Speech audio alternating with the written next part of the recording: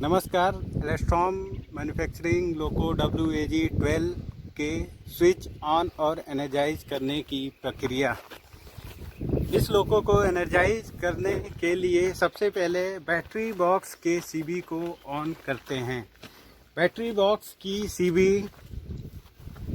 Loco pilot side के battery box side में होती है। इसके CB को एक्सेस करने के लिए बैटरी बॉक्स कवर को ओपन करते हैं तथा इस CB को पे 0 इंडिकेशन होने का मतलब है CB ऑफ है तथा इसको पोजीशन को चेंज करेंगे जब तो 1 इंडिकेशन आ जाएगा। इसका मतलब कि ये CB स्विच ऑन हो गया। अभी इस बॉक्स को ओपन करके CB एक्सेस करने के लिए बहुत सारे बोल्ट लगे होते हैं। हमारे अपकमिंग लोकोमोटिव में इस CB के लोकेशन पे एक विंडो इम्प्लीमेंट होगा, जिसकी वजह से इस CB को एक्सेस करने के लिए आपको ये सारे बोल्ट्स को ओपन करने की ज़रूरत नहीं होगी।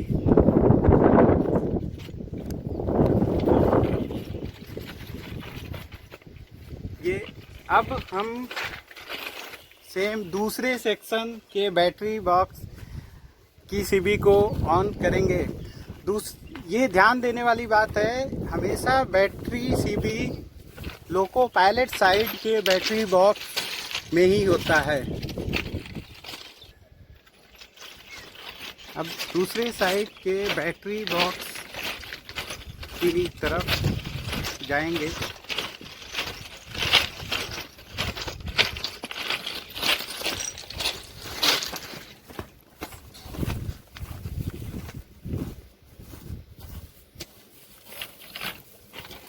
और दूसरे बैटरी बॉक्स के कवर को ओपन करके इसके भी CB को स्विच ऑन की स्थिति को सुनिश्चित करेंगे।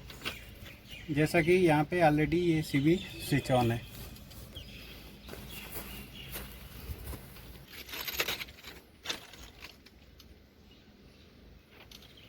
इसके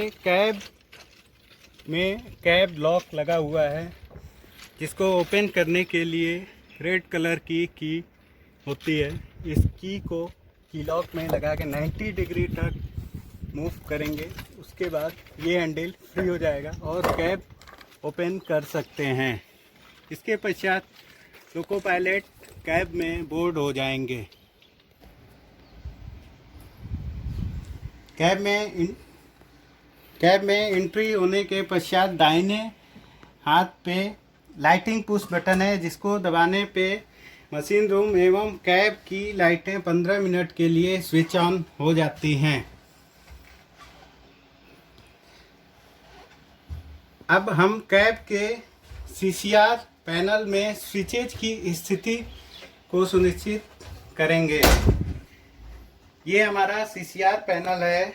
इसमें सारे स्विच, कोई भी स्विच बाईपास पोजीशन में नहीं होना चाहिए एवं panto selector switch by default rear position में रखेंगे।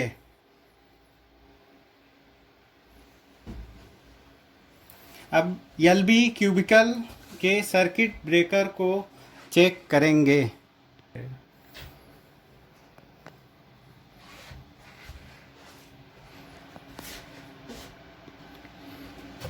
LB क्यूबिकल के सारे circuit breaker switch on condition में होने चाहिए।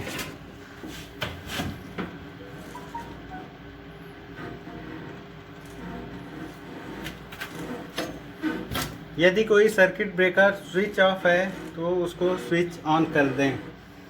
जेटसेक की पोजीशन सर्विस पोजीशन में होनी चाहिए। वोल्ट मीटर बैटरी वोल्टेज को प्रदर्शित करता है तथा नीचे के बैटरी बॉक्स CB को ऑन करने के पश्चात इसमें वोल्ट मीटर अपना रीडिंग प्रदर्शित करेगा। LB क्यूबिकल में भी एक लाइटिंग पुश बटन है। यदि बीच में सीबी इंस्पेक्शन करते समय लाइट स्विच ऑफ हो जाता है। इन पुश बटन को प्रेस करके दोबारा 15 मिनट के लिए लाइट को ऑन रखा जा सकता है। इसके बाद ई ब्लॉक 1 के सर्किट ब्रेकर की स्थिति के स्विच ऑन होने की सुनिश्चितता करें। इसी प्रकार ई ब्लॉक 2 के सर्किट ब्रेकर में स्विच ऑन होने की सुनिश्चितता करें।